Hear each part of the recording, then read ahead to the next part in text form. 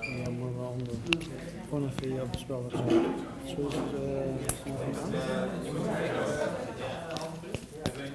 Could you please Of course. wear this for Yeah, the yeah. live stream? Yep, that's fine. Where should I clip it? On your collar. Yep. Somewhere like Is that. that okay? Put it even higher. Yep, like that? Shall I put it on? Yeah, please. You probably have a better idea where to put it.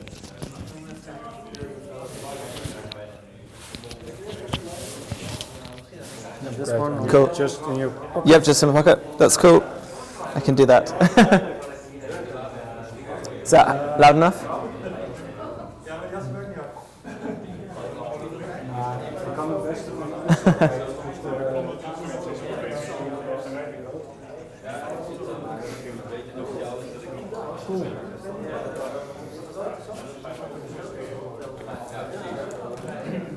I'll just introduce you. Oh yeah, and if you step over the sticker here in the frame. Okay.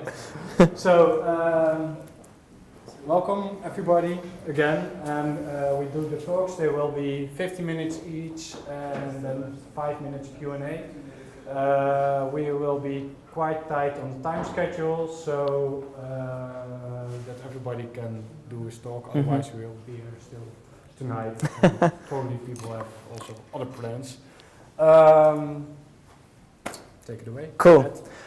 So I'm Ed from Potato London, agency. Wagtail sticks to its manifesto pledges, which isn't a joke that travels very well outside of the UK. And how Wagtail is agnostically agile, and again, how you hopefully won't be asleep. So, Agile Manifesto, the best website ever built.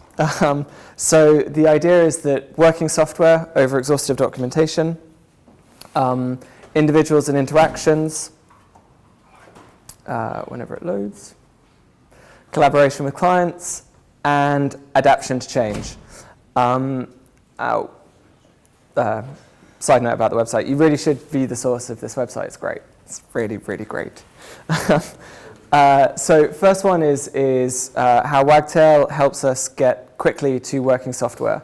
You guys all know this, I'd imagine. The really simple steps to get a very quick thing running locally, and you'll get this appear, which admittedly is not the WordPress 30-second installation that they shout about, but still is the scaffolding that you would need to get your project together. That should be a dustbin. I'm not sure what happened to the emoji there. What Wagtail does help you with is that in Django, you obviously have a model template view relationship. Wagtail takes us, or it abstracts those elements one step behind, so we don't have to worry about certain things. In Django, if I want to have a blog app, I would need to write my model. I then have to register it with admin. I then need to register it with the core URLs, then with the blog's URLs, and then I need to come up with a view for it. All really simple, but fairly verbose and takes a bit of time. Wagtail, on the flip side, I've called it the wrong thing, but just imagine that's called Post. You now have a website. I mean, it will be a crap website, but it's a website that will work, and you have working software that you can put in front of a client to show what it is that this system could do. And it's not really true that we have ditched the views. They're still there if you need it. There's still a clear separation between everything, and you can have URL routing models, etc. And I can hear myself on. I'm glad to hear that. Sounds good through the Great. video. So we get all of the advantages of Django whilst not having the interruption in our way. And the thing that's important with that from an agile perspective is it means that we can have concurrent activities. So we're not being blocked with everyone working on one thing. People can be working on the template or the model, or if necessary, the view aspect, and working happily together. So individuals and interactions is required because of migrations. And this has happened a few times, trying to communicate to a client where their content just went, or what they perceived as their content just went, because obviously if you have fields and you change those fields and the database changes, that content doesn't exist anymore, unless you've been intelligent enough to set up a proper migration. So the client interaction has to happen because you need to have some sort of content modeling system, and I recognize this looks completely mad. Basically, think of these as foreign keys. This is meta, and these are fields. Doesn't matter. If we were actually doing a content modeling workshop, I would explain it slightly more deeply. But it means that content modeling, if you're working with Wagtail, in my opinion, isn't an optional task, and that's a good thing. It's one of the reasons why Wagtail is agile, because it ensures alignment with the client, but you still have the future flexibility because you can still migrate your way out of a problem if necessary. And now that we have, thanks to Matthew, foreign key relationships, it's going to be even easier. Lorem is something that I haven't seen used that much in Wagtail, but is also something that's really useful, and it's leaning on Django, that you can just use the Django template tag Lorem, and it allows really quick output to the template. It allows basically to validate that the design decisions being made on the template level fit the content model behind it before you actually worry about putting data into the back end. Something I haven't played with ever within Wagtail but have within Django is Factorable, and I think that could be another really interesting way of experimenting with this and bringing Wagtail more towards that. And so the third, the fact that we're not superheroes solving problems and we need that collaboration with the client. This is a vendor anti-pattern that's happened on several content management system projects, not Wagtail. They ask for a CMS, you give them the CMS, they don't understand how to use the CMS, you get lumbered with doing the content entry for the rest of your life. I've now done 6 or 7 Wagtail sites, I think at least, and I don't know why the sad face there isn't showing up. I've never had this as a problem. It's always been intuitive to the user, to the editor, when they get into the admin, what it is they need to do, because it's built for developers and so things are within the models rather than within the templates. It isn't that kind of superhero clicking around, turning things off and on within the admin. It's actually all controlled within the code. So to that end, we have page templates and fields, which it gives a rigidity to the content population, which allows us to have a create once, publish everywhere kind of process, and it allows content reuse. And it makes it more difficult for the user to mess up their content. But then on top of that, we have stream field blocks. So we can give the client the freedom to have modular blocks which are easy to understand. They don't have any of the horrible, what you see is what you get, rich text madness. And it helps because we can let them start populating content early with that content first process. So the last value is the fact that we need to adapt to change because Brexit and other bad things happen. I've had a few clients actually ask me why they can't just use Squarespace or WordPress.com or any of those sorts of things, which is a reasonable question when you see the cost of doing a custom build of something versus £5 a month or £15 a month or whatever it now is. That sort of seems to make sense. The only useful answer I've ever been able to, or the only convincing answer I've ever been able to give a client that they seem to accept was that content's really expensive. So this is Henrik Nyberg's reasonably well-known diagram comparing waterfall process to agile iterative processes. And it's the same way that you'd want to see your content plan work. You build the value of your site gradually by adding more and new content all the time. But that process is expensive. It's lots of man hours going into putting in lots of content that you don't want to get lost down a black hole. A very old client had their site hacked over the weekend because one of them had put their password as password. and they sent a very begging email for me to go fix it, and I had to go in and look at the rich text fields, and you can see there's a very, very limited amount of separation of control. There's just really bad things everywhere. And there's no way that this content could ever be reused in any context other than this. There's no obvious way you can go through and strip out those tags. Some of them are important, some of them, well, most of them aren't, but within Wagtail, that doesn't happen. We can adapt to the future because we know the content that has gone in is semantically useful and has value attached to it. This is the API output from above.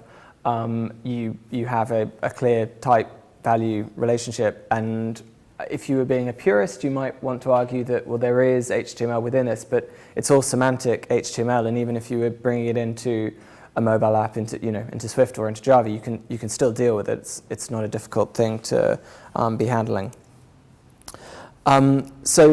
Wagtail's built with the future in mind because it has good separation control. It gives us that flexibility and it enforces good building practice. And lastly, because of the API and because of the work that's going on with the API, it can be used as a headless data store. So the final point, which I just have time to, is the fact that it's agnostically agile. By that I mean it doesn't fit in with Scrum or Kanban, or it doesn't need to be XP or TDD or any of those things. I'm not sure why I didn't manage to do any animations on here. It's going to be a very cool reveal of Wagtail on the end. Ruined.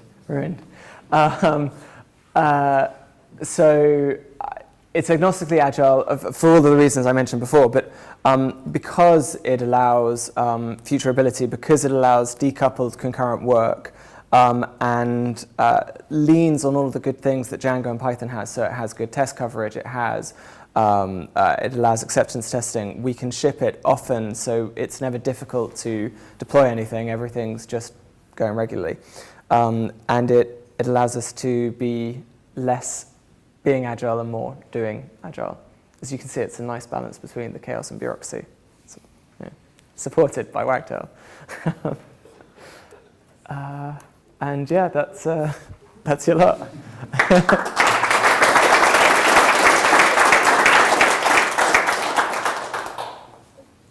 Questions? I might have one. But, in the last slide, you said allows acceptance testing. Yep. So how is Wagtail allowing that in particular? How does Wagtail allow acceptance testing? Matthew, help me out. No. It depends what we mean by acceptance testing, I guess.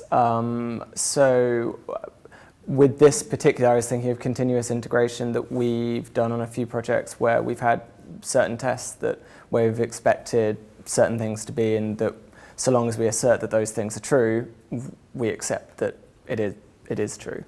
I'm sure cleverer people could have better acceptance tests than those. That they've always been reasonably simple run-of-the-mill, but on the basis that it does sit within the Django ecosystem and plays nicely with all of the testing suites that there are there, it can be used for however you want it to.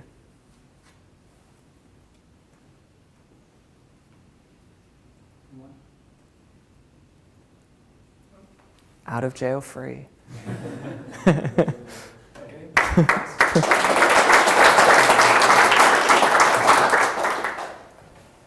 Who am I handing this to? I'm not sure. Ben. Yes, are you ready? I'm ready, but don't you have a simple whiteboard? Oh. You're asking difficult questions. We have a wall. Give me a pen. Yeah. I'm not sure you can write on it.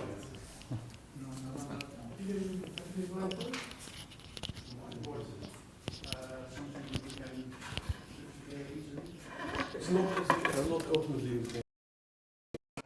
Yeah, it was blown, yes. You can tell it, but Yeah.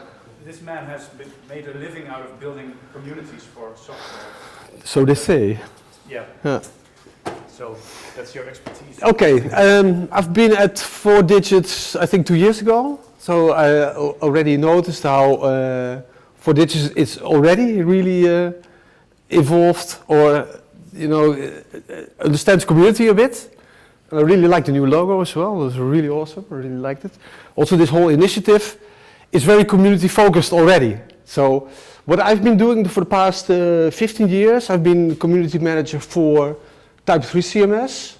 So that's in Germany, a very big CMS. I've been working like 15 years in the past 5 years for specifically for that project. The past 2 years, I'm working for a company called Age of Peers.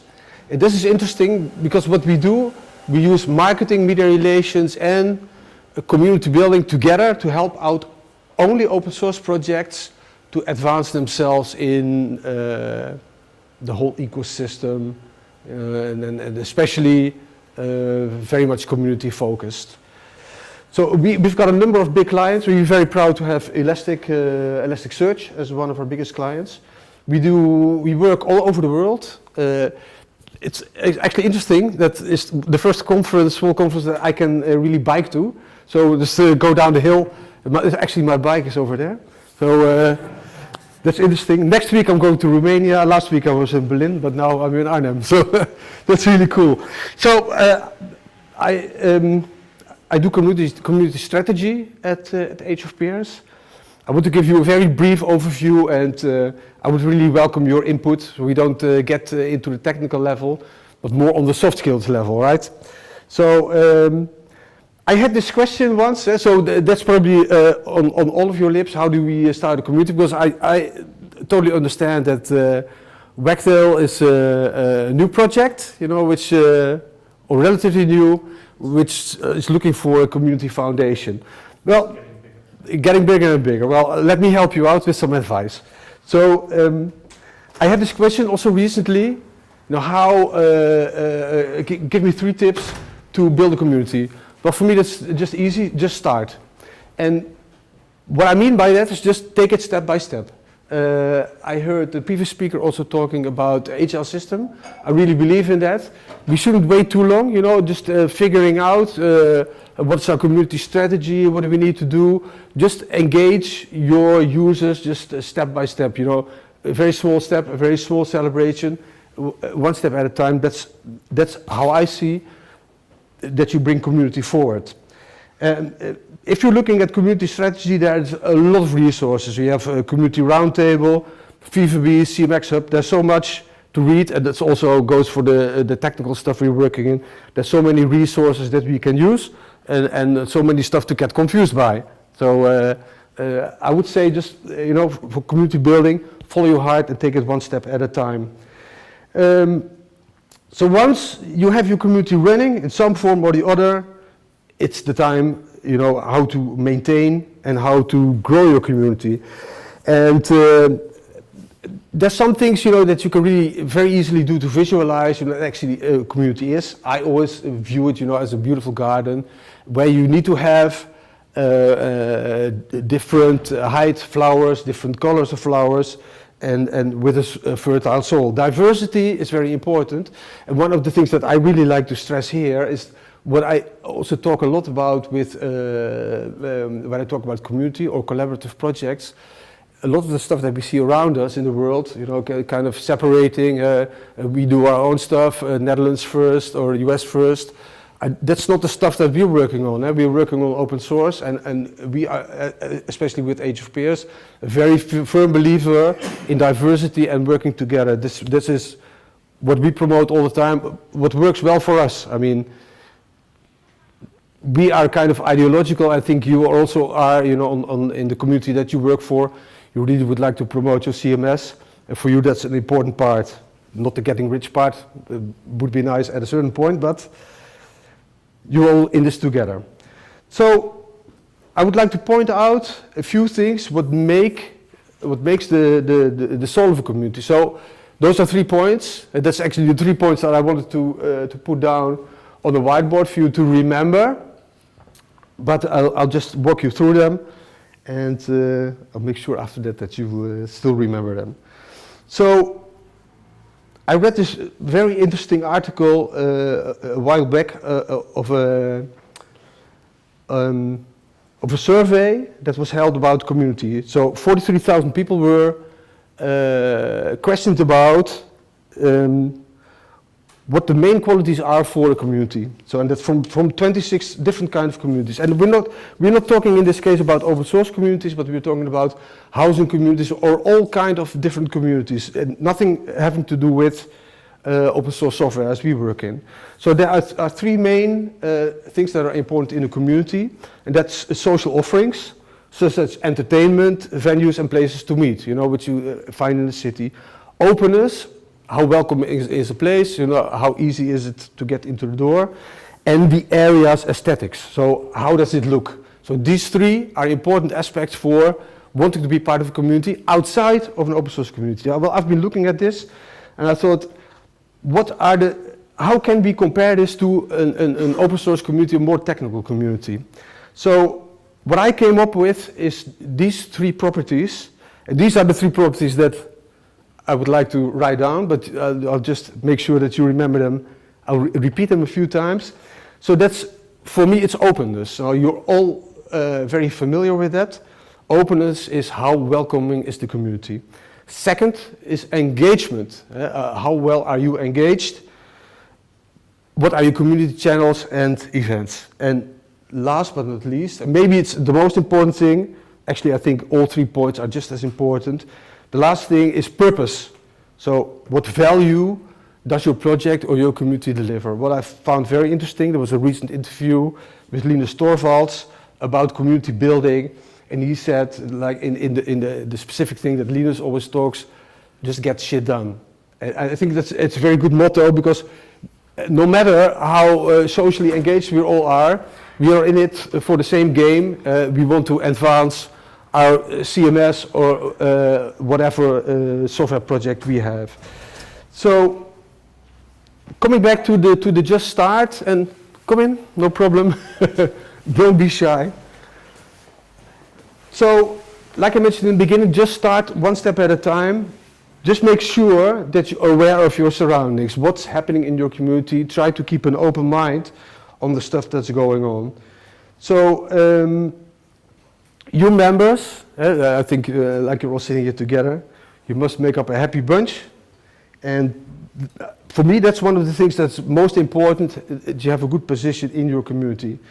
Outbound awareness is very important, but that's directed at potential members. Who do you want to get into your community? And be aware of what will people make them want to join your community, give them incentives for that. So my recommendation in dealing with any project like this is to step back once in a while. These are very simple suggestions, but a lot of people don't do that. So take a break, take a pause sometimes, just try to get away from the rush of what you're trying to achieve, and try to have a good overview of what's going on. Being very focused on an end goal actually makes us lose awareness of the very social collaboration of which any community is grounded. So take a step back. This also goes not only for community, but it goes for your whole personal life.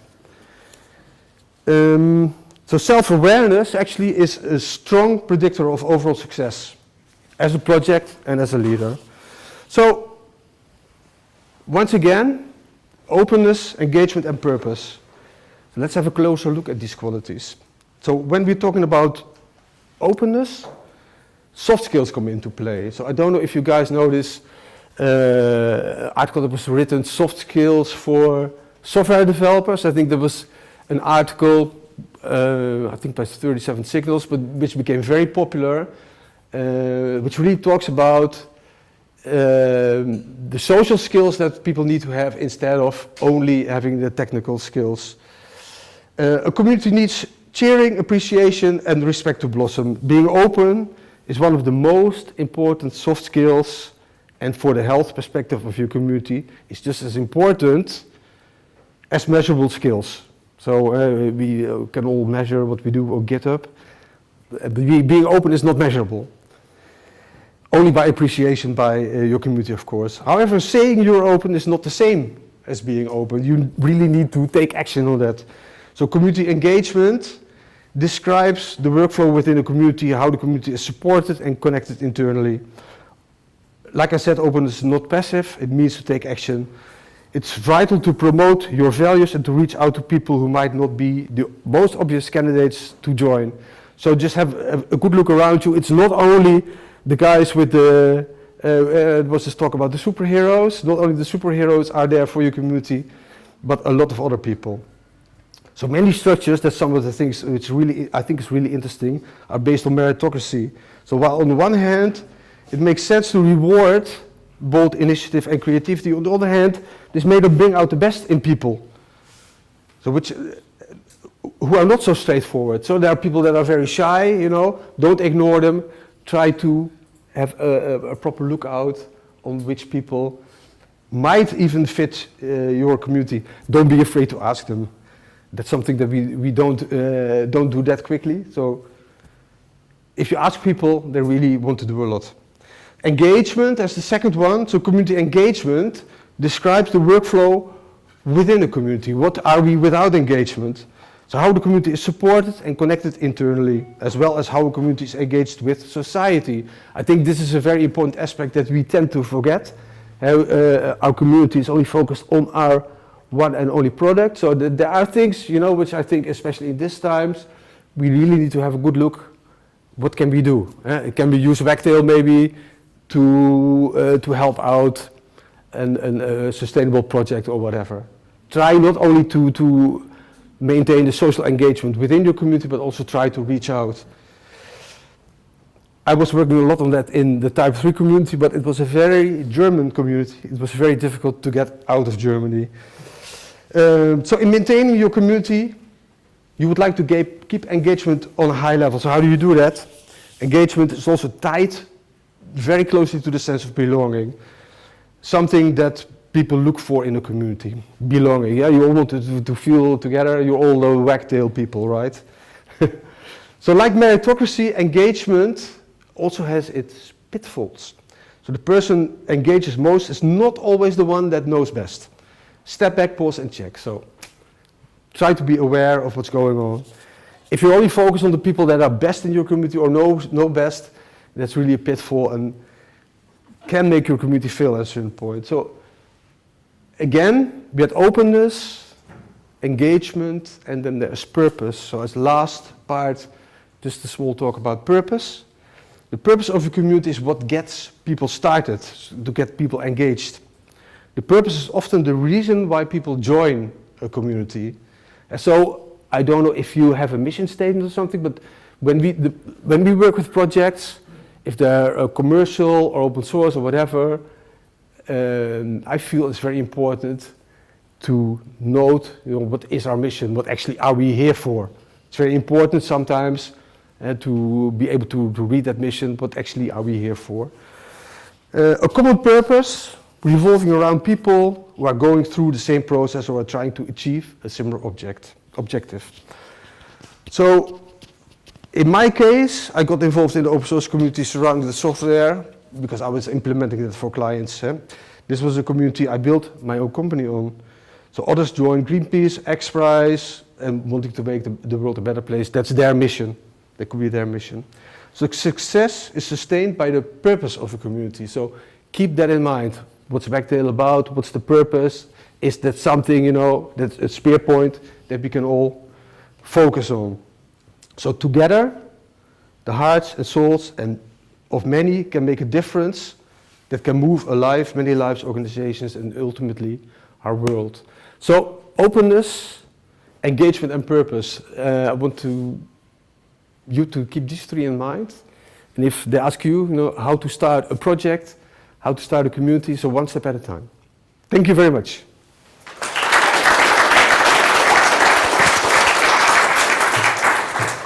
To get rid of that. Yes. Well, maybe we have questions. Yes. Any questions on this? Question for me then. Can anybody tell me what's the community status of Wagtail? Community status. Do you have a community guy or are you all technical developers? Community guy just got in, I think. So what's your sense of, what's the sense of openness of the Wagtail community? Anybody? Don't be too shy. I guess a lot of developers just start using the software and then feel that they need help or want something that isn't there yet. Yeah. And then look how it's can be realized somehow, and then they probably open an issue on GitHub or ask somebody else to do it. Yeah. Probably we as a community will ask them to do it themselves. Yeah. So that's basically the way I think Wagtail gains traction at the moment. Okay. And of course, there's a big core group Yeah. of Wagtail developers. That's, yeah, I don't know. I think for me it's more about the intentionality, certainly, of Torchbox as an organization of wanting to build a community. Because the first time that I got introduced to a bit of a community was when Tom emailed me, and he freaked me out because I thought I didn't give proper copyright attribution somewhere. But actually it turned out into a really great relationship. So I think that if anything, it's like the intentionality of the core people who were at the genesis of a project wanting to be inclusive. And I think it's more, yes, you can document it, but it's more the actions and people's The action and the spirit. to things. Yeah, cool. Sounds very good. Anybody else on openness in community? I'm Tom from Torchbox. Hi Tom. And I think there is a gap because certainly it is our intention to be inclusive and open, and we have made some steps to kind of improve on that in the last few months. But there isn't a published statement on inclusivity. Well, you know, the problem is I'm also working with DevOps, and in many different aspects. What you see a lot is that, of course, you guys are very focused on the technical development, and sometimes, you know, the community falls behind or documentation falls behind. So you definitely need a dedicated group working on that task. I mean, in the community I used to work in a lot, in the Type 3 community, I was never a developer, but you don't see many people, you know, that are solely focused on those topics. But I think it would be very smart, you know, to really give some attention to inclusivity and diversity. A monoculture is doomed to die. So, but I don't see that here, by the way. So I think Daniela here can give us some advice on this, because that's the role that he carries out among many other roles at Divio for Django schemes. Okay. It's very difficult. I mean, there's a certain kind of diversity in this room, but for example, I see two people here who are not men, and most people look pretty white. Yeah. And European. So the Wagtail community is embedded in a much larger programming open source software community that also suffers from a huge lack of I know. diversity. Yeah. And people are spending vast amounts of time pushing against this, but it's even, you have to push a lot just to stay still, actually. Yeah. Not even to make progress. Interesting thought. Yeah. I think that the process of engagement, as you said, has to be outside the community in all kinds of different ways. Yeah. And it's going to be like that for decades. Yeah. I think so too. But I do believe, you know, yeah. But I do believe if the intention is there, you know, if you guys just talk about it, that also means a lot already. So I think this is, I always found it very hard to believe, you know, being in open source, you know, like, okay, it's already collaborative and that the numbers are way worse than in other sectors. Wow. I thought it was really astonishing. Yeah. There's a lot of work to do. All right, anybody else on engagement, purpose, community? I think one of the problems with Wagtail is that there is no editor community. It's only a community of developers, and one thing that's really that really shows this is that the documentation for editors is only in English, and that's one main issues I have with clients when I try to explain to them how to use Wagtail, is that they don't feel really in it because the documentation is not in their native language, and they just refuse to read it. Yeah, well, of course, your community is not so big already, so I see a huge opportunity. You know, those are tasks that people can do that are not technical, so that are not technical developers, I would say.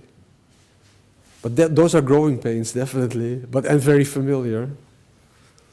Right, anybody else? Your thoughts about the Wagtail community? Loads of it, but to talk about it now might take all afternoon. Sorry?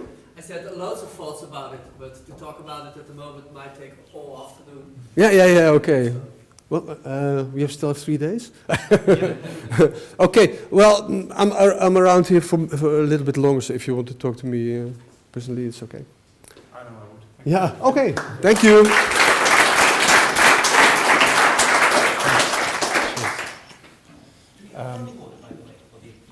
Sorry? Do we have a running order? A running order, yes we do. As a matter of fact, you're next. For anyone who's curious, Daniele will now surprise present his, his talk. And after that, we have a small break of about 15 minutes. So if you want to find the running order, it's in the Google Docs, which is linked in the Wagtail Sprint channel. So I should tell you, this marks where you're visible on the camera. I see, okay, all right. You want to click that on me? Yes. If I may.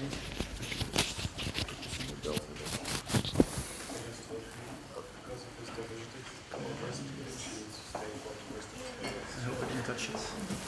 That's okay. See.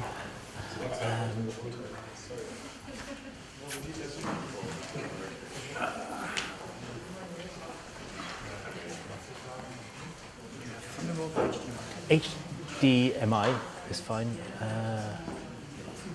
It goes, right? Yes. So that's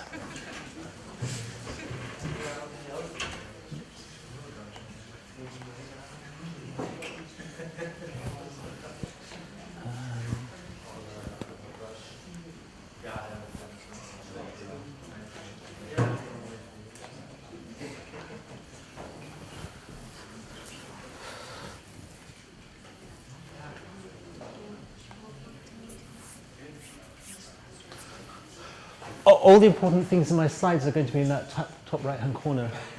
Okay. It's all right. I think I'll manage. My name's Daniele. I work at Divio, a Django software company.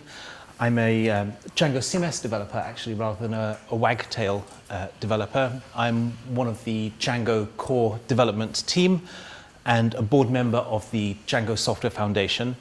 That's my email address, and you can find me on, I don't say anything interesting on Twitter anyway, so it's not, but EvilDMP if you want to find me on GitHub and so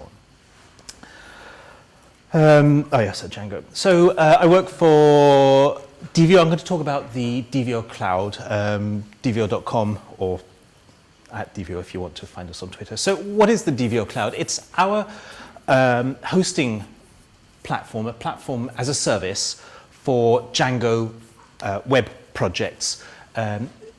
It's like Heroku, for example, in that it's project or application based.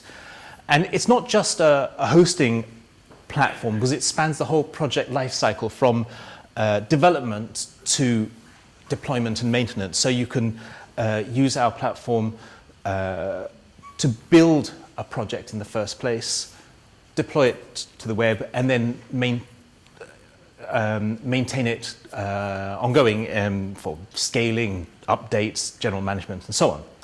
So we have a web-based control panel. I noticed that there's Basil Fawlty. I don't know if you know Basil Fawlty, but he seems to be one of our users. I didn't notice that until today.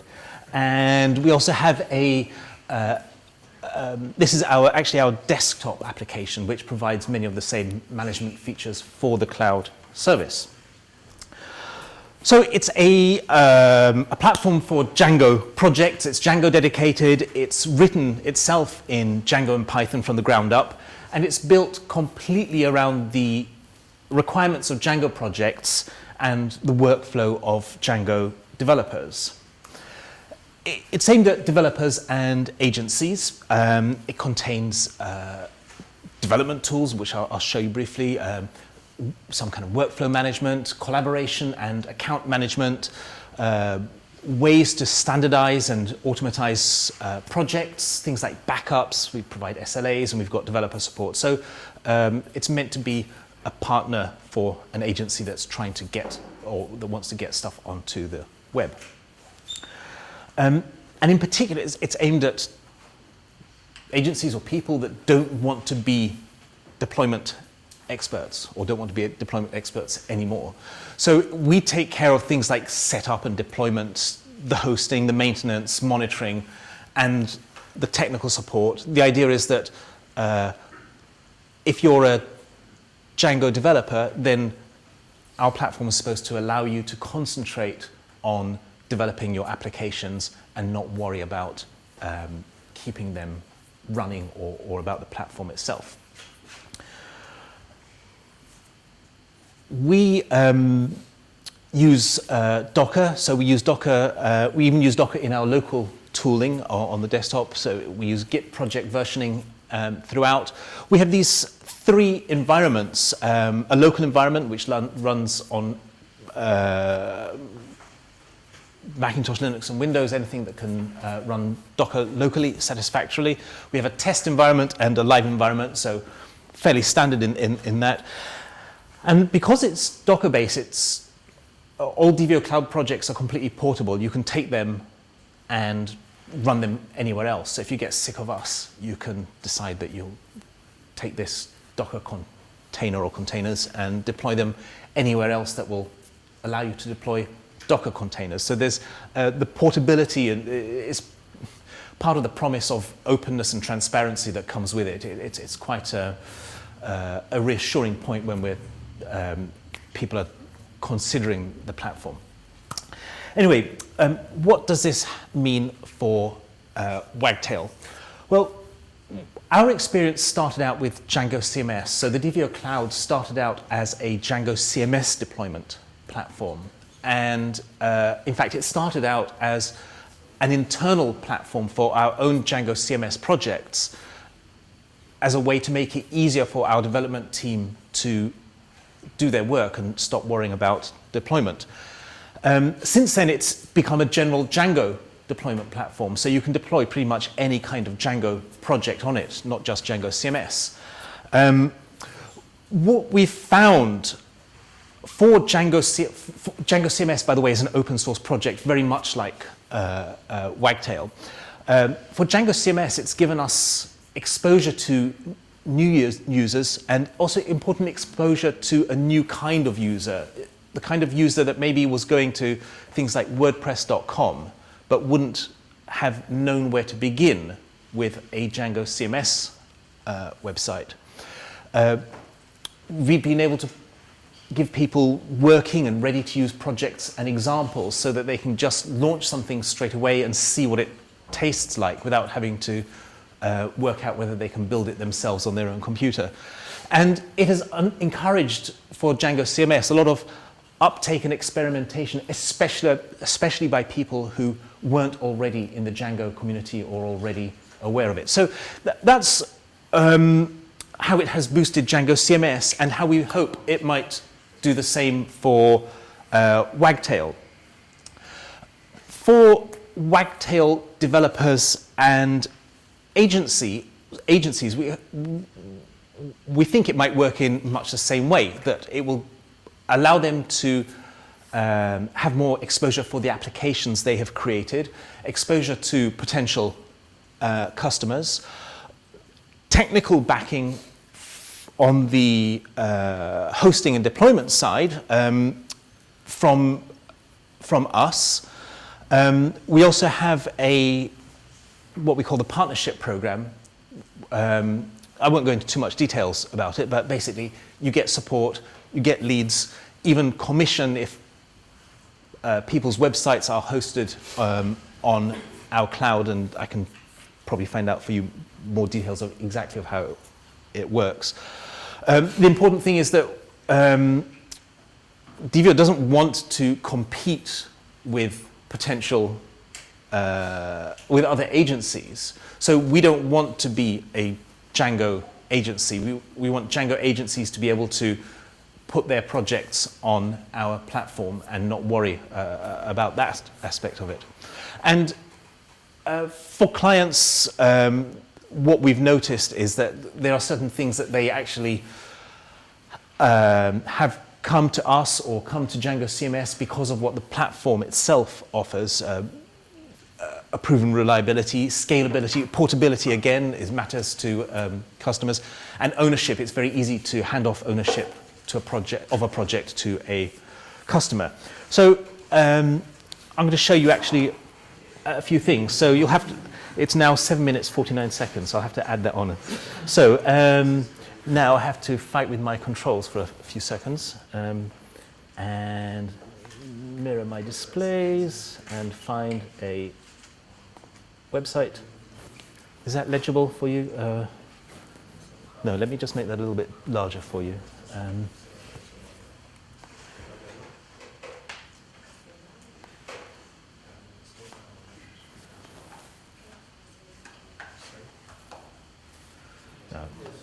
Okay, well that's maybe acceptable. This is how people crash aircraft, by just jabbing at the controls. So this is our control panel. I've got various organizations that I'm a member of. I've created one here for Wagtail Space. I've got a couple of projects set up here. I've got access to things like add-ons. These are other applications that can be running in this project. My collaborators, which is kind of obvious, and so on. So if I wanted to add a new project, I'm going to skip to prepared tabs because I'm a professional and I know it takes too long. So if I wanted to add a new project, I'd have an add project screen like this, and I can choose, for example, the kind of service I want, whether I want to duplicate or fork an existing project. I mentioned it was all Git-based. We can deploy into various different regions. We have the concept of a base project, so I could create a plain Django project, but I'm actually going to base this project on Wagtail, and boilerplates are just our front-end scaffolding, so I'm not actually using just the minimum there. And then I'd hit create project. In fact, I'm going to hit create project now, and it's going to build that now in the background. And we'd end up with something like this. So there's the test server, the live server, settings for the actual hosting, like its domains and how many instances it runs on. You can see that this project has got a number of undeployed commits in it. These are the commits that were made when setting it up in the first place. The add-on system is of particular interest to me while I'm here because that's what I'll be doing tomorrow. So let's have a look at the public.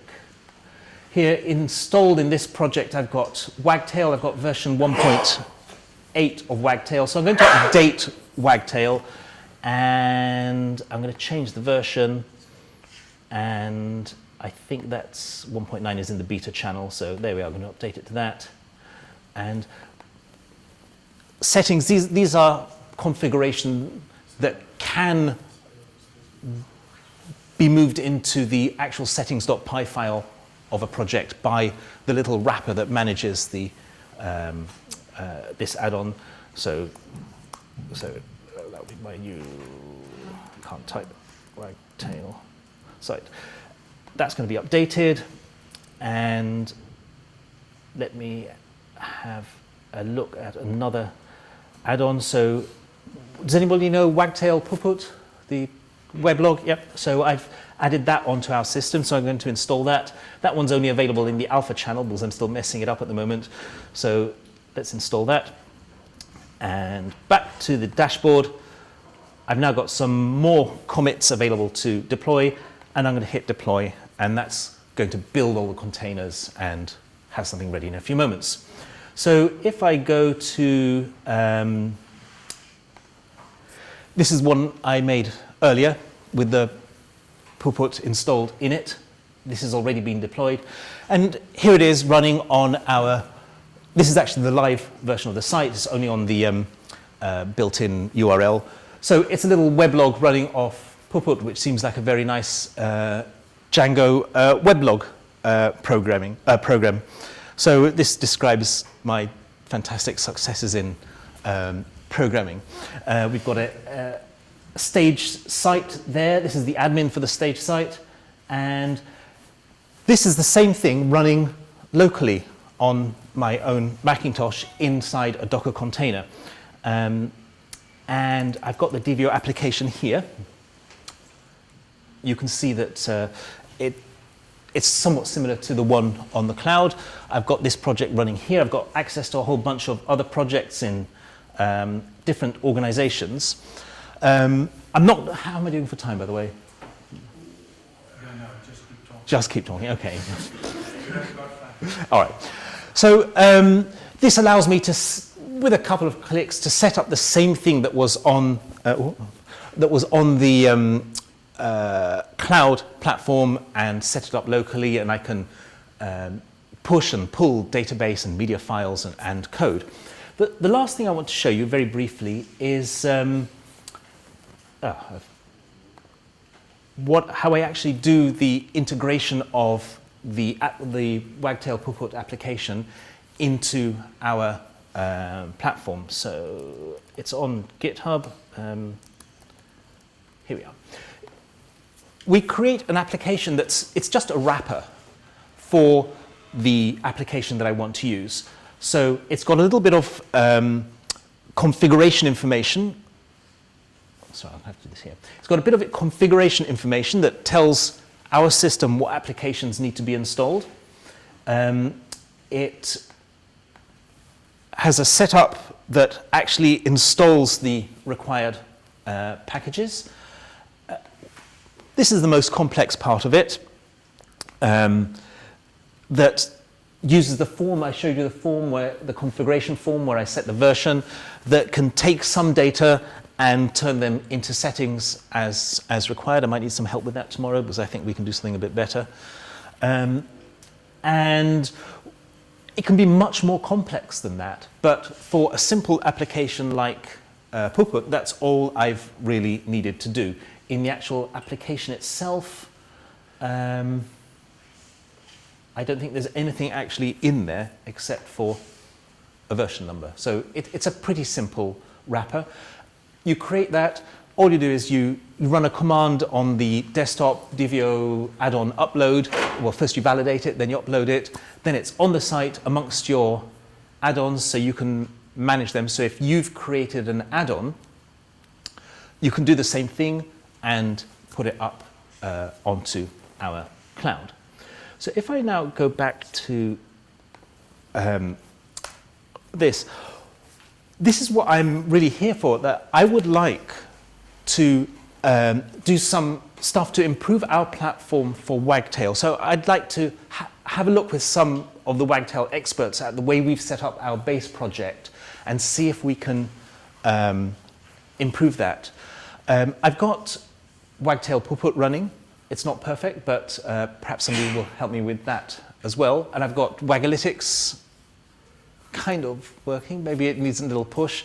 And Wagtail Schema.org. So those, I understand, are often used applications. And I think they would be nice things to have to make Wagtail a more compelling proposition on the DVO cloud.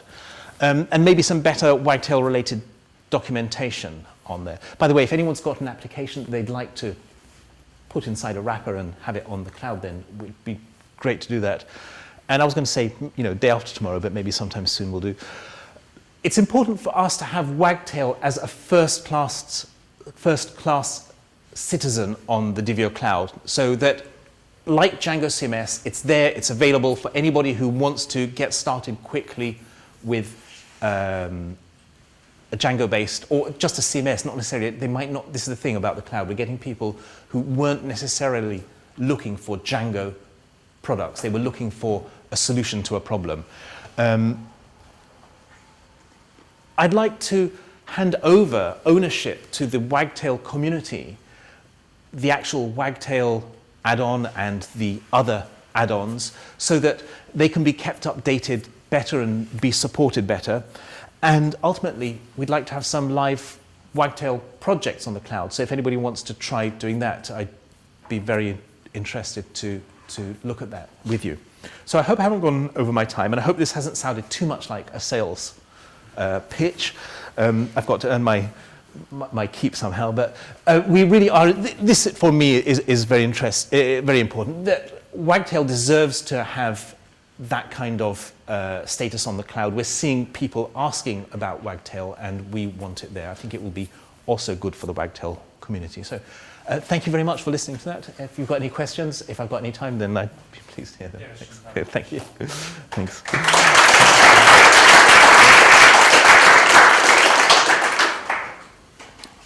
You told me that you wanted to get some people together and do a little workshop. Yes, I'll put it on the Google document, and tomorrow perhaps we'll reserve a bit of time and maybe a bit of space to have a look at this.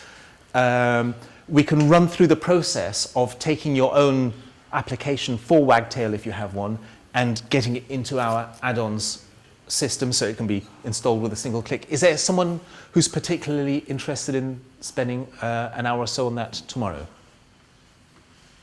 At least one person? 2 people? Okay, great. 3 people? Yeah, thanks. Okay, cool. Thank you. Okay. Any other questions about? Yes, please. Yes. Is the backup system incremental? It's encrypted. And we back up, well, code's very easy to back up because that's all the code's versioned anyway. No, it's not really incremental, no, because it's a database backup and media backup, so no, I don't think it is really incremental. I just read the pricing stage. It says something like 7 backups per week, and then 4 for 4 weeks. Right? Something like, okay, maybe that answers a bit of your question. Yeah, so there are various, if you want me to explain, I'll have to sit down and refresh my memory of the schedule. But there are different backup systems. You can run backups manually, or depending on the plan, they can be scheduled. I had a question about the production application. It's, I understand correctly, it's also run with Docker. Yes. And is it exactly the same as the Docker image that you run locally, or is there some extra secret sauce? No, the 3 environments are almost exactly identical. I think the difference is that stage and test by default have debug equals false. Oh, yeah. Debug equals true, I mean. Yeah, and I think that's pretty much the only difference. And that's only an option, so you can change that if you need. Yeah. Sometimes you need to test things for real. But the whole idea is that if it works on your desktop, yes, then it should be guaranteed to work on the stage server and should be guaranteed to work on the live server. I wouldn't necessarily. Yeah. Yeah. How are you replicating your database from production to local? Is it the exact same database, or are you using something like Postgres in production and SQLite locally? No, it's the same Postgres database. Yes. Yeah. Can you also run Oscar projects? Combinations between Wagtail and Oscar projects? That should be possible. We have an Oscar-based project and a Wagtail-based project, and we can have a look if you like. I've not actually tried to put them together. This is some of the things that we might need refining, for example, in the Wagtail project, so that it can be installed with other things better. Because if 2 projects are making incompatible assumptions about their settings, then they can clash. Which is why we started with kind of monolithic Django CMS, Wagtail or Oscar as base projects, and other things being added on top. Yeah. But yes, we definitely like anything to be compatible with anything else. One last question. 3 services that we use on most of our production Wagtail sites are Elasticsearch, Redis, and some caching proxy like Varnish. Do you provide those? I know that Elasticsearch and Redis are available. I don't know about the Varnish-like caching service though, but I'm sure I can find out. But we're also very agile, so it's very easy for us to respond to demands, especially if they're going to be useful for helping a whole community make better use of the thing. Yeah. So, thank you all very much. Thank you.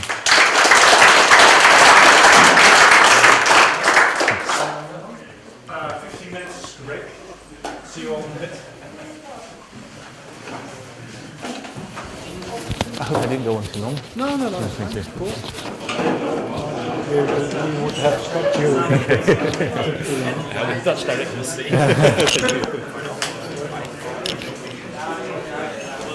This is live, by the way.